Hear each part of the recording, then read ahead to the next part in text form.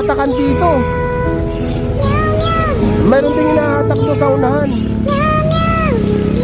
Wala po tayong problema may pasyente or wala. The bottom line here, may lisensya po si Doc. Ayun. Si tatay dito nakatuloy.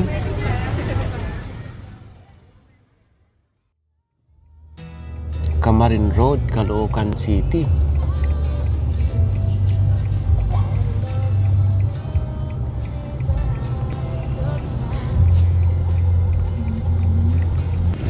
Sa oras na 11:10 ng umaga, nandito tayo ngayon sa may Camarin Road at sakop ng Caloocan City. At ito ay isa ring complaint.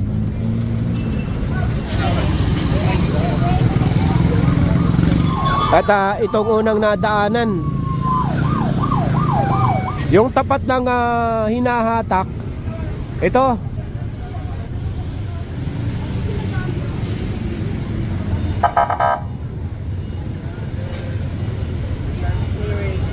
Magmula doon sa hinahatak na yon, hindi lang kalayuan, siguro mga 15 meters. Nasa tapat pa rin to ng school. Ito yung mga unang reklamo or major complaint. Dito nagpa-park sa kalsada mismo. Kasama rin pala yung lokal dito. Pedestrian crossing po ito, no? Opo, pedestrian po. Dito na katapat yung hinahatak. Yung kabilaan, nandun din, no? Sunod-sunod palang hatakan dito. Meron ding hinahatak doon sa unahan. Ito, harang na talaga sa bangketa.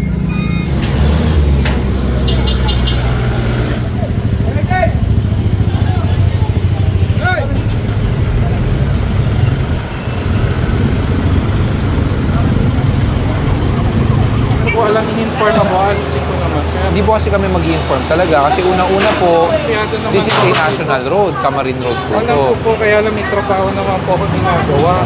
Saka po kasi dapat hindi po tayo nag-obstruct ng bangketa. Sige po, next time po gagawin ko. Huwag naman pong ganyan naman. Nagtatrabaho po ako dito. Naiintindihan po namin nagtatrabaho po kayo. Oo Pero nga sa po, amin po, hindi namin pwedeng bitawan po basta-basta yan dahil you will be going... Basta kailangan naman ng ganyan. Hindi po. Hindi po, kasalanan kasi aminin ko. Pero sana po, hindi na ako magdadala ng kotse. Dok, ang problema po kasi, pag pinagbigyan po namin kayo, yung kabila doon, yung driver lumabas, sasabihin bakit kayo pinagbigyan. Hindi po. May pasyente nga po kasi kami. Wala po tayong problema may pasyente or wala. The bottom line here, may lisensya po si Doc. Alam po dapat natin in the first place, hindi po natin dapat hinaharangan ng bangketa. Nandun na po nga tayo ang kaasal-asal.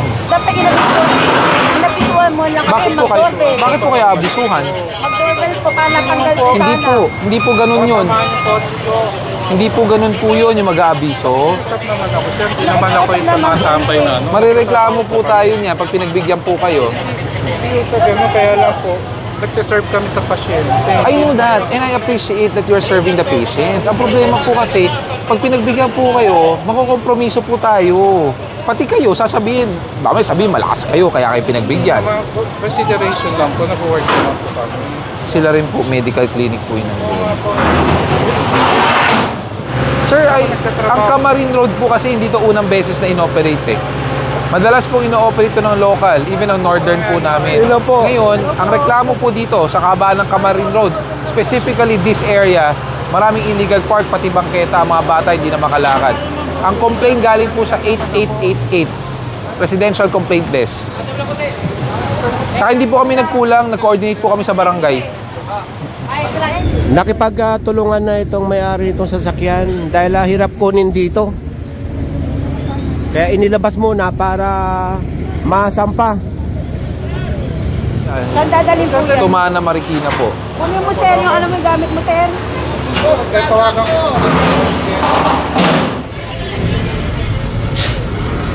Ito naman sasakyan na ito, hirap na hirap kayo nang magmaniobra yung tow truck dahil andi dito. Kaya mahahatak din ito or hahatakin.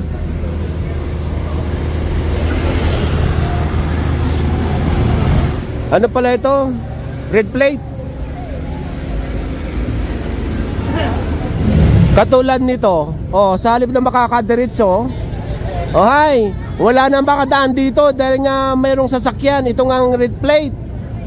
Di ba? Di ba balik? Maskan dito ang tow truck, kung wala itong sasakyan, makakadiretso yung mga estudyante dito or hindi lang estudyante. Ay, good morning. Kanina po kasi kami kanina. Dapat kasi nag-helmet kayo. Alam niyo, napakadelikado yan. Sanggol pa yan.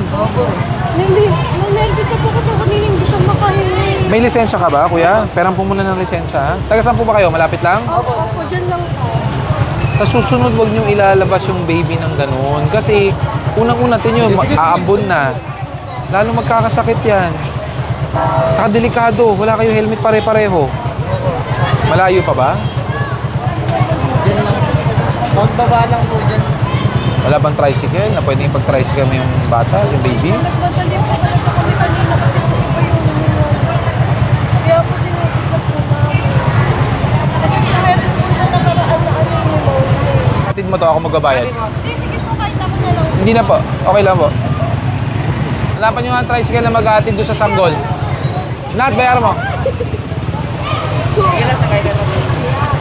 Hindi na. Sige na. Oh. Atid mo na. Okay na. Atid mo sa bahay, ha? Atid nyo.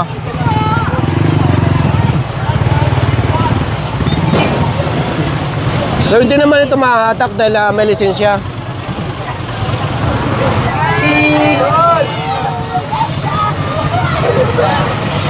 Serga, para kayo si Jabi. Habang may bata, may Jabi. Hello. Tingnan nyo, nawala na yung adventure dito. At ayan, wala nang istorbo sa sidewalk. Nakakalakad na sila ng diretso.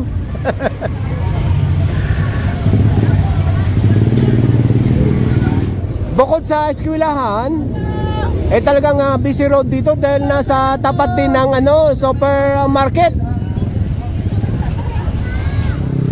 Kasama rin itong Chico sa complaint na taon sa labasan ng mga estudyante. Ayon sa mga residente rito na ayaw lang magpa-interview, talagang araw-araw marami nakapark dito. Kaya sinasuggest ng mga residente, lalo na sa mga private car dito o mga pribadong sasakyan na nagpa-park dito, tuwing Sabado na lang dahil walang pasok yung mga bata. Doon sa pinanggalingan natin, Paahon, sa kopya ng eskwelahan, yun nga lang, wala tayong nakita nakapark doon. So dito, tapat pa rin na school. Ito yung mga titikitan at posibleng mahatak. Pero hindi ata mahatak ito, parang baba yung transmission. Ayan, tinikita na lang to.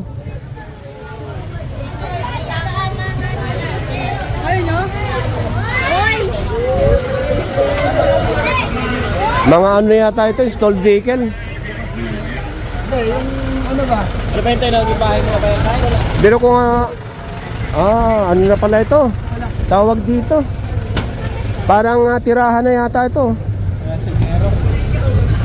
Ayun. Si tatay dito nakatuloy.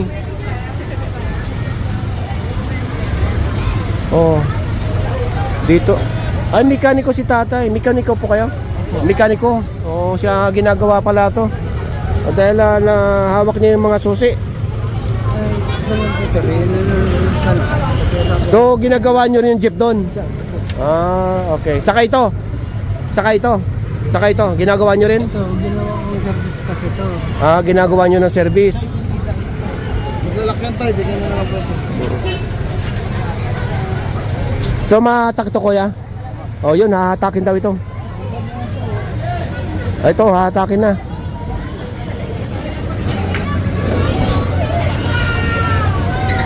Ang saya pala dito pag ganitong oras.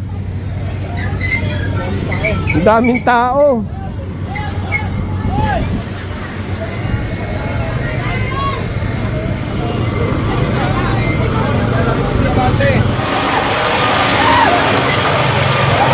Pero nandito pa rin tayo sa Camarin naman, sa sa North Caloocan. So, clearing pa rin tayo. Naputol. Hindi ko na alam sa'yo. Yung pala feeling, pag Kaya- napuputol ka, Kaya, sir, sige pa, kaya mo yan. okay na. Gutom na ba, sir? Tamang gutom lang yan. Tamang gutom lang. Ang oras ngayon ay 12 noon.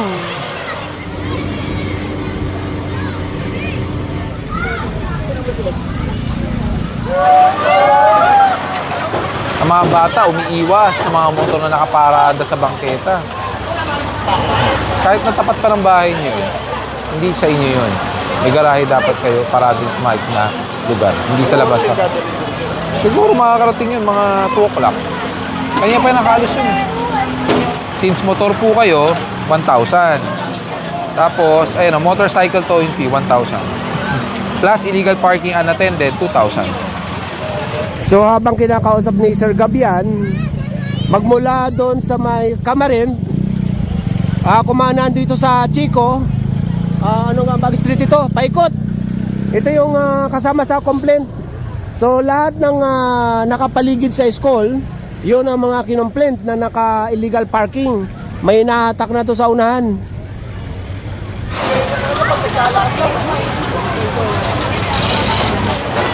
Ito yung ano, notice. Kaya.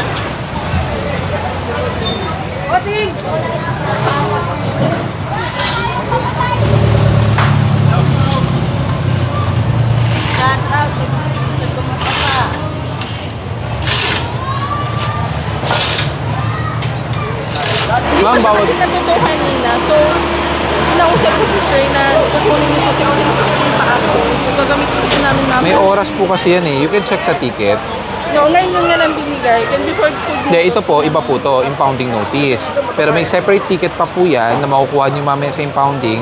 Naka-indicate po doon yung oras, kung ano oras nag-start yung apprehension, kung ano oras natapos.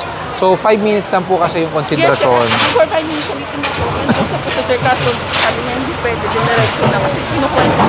Hindi ako maka-under. Masakit na ayaw nakaka. Opo. Pero kasi pag naangkla na yan, hindi na rin po talaga mabibitawan. Hindi pa po inaaway. Malamang meron po yan sa ilalim na chain. Alin po ba dyan? Ito po, lala mo. May chain po kasi yan sa ilalim. Saka dapat bawat po kayo pumarada dito. Inagawa mas gagamitin namin mamaya. Pero kahit na gagamitin, dapat bawat po pumarada. Sabi nga rin ng local, every now and then pong operation nila, kaso bumabalik pa rin kayo. Hanap kayo ng paradahan. Kasi masikip na dito. Kawawa yung mga ibang tao. Sama ka na, ikaw ba nag-drive? Hindi po. Pasama mo na lang yung driver. Ha?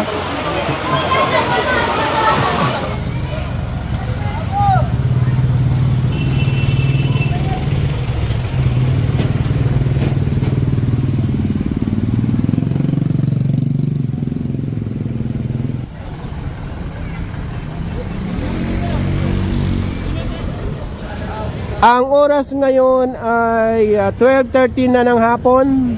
So bago natin iwan ito, ang mga natod dito or nahatak 16.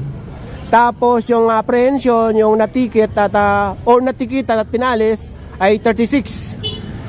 So sana sabi ko ang oras na 12:30 na ng hapon ay oras na ng panangalian. Kaya back to base muna tayo.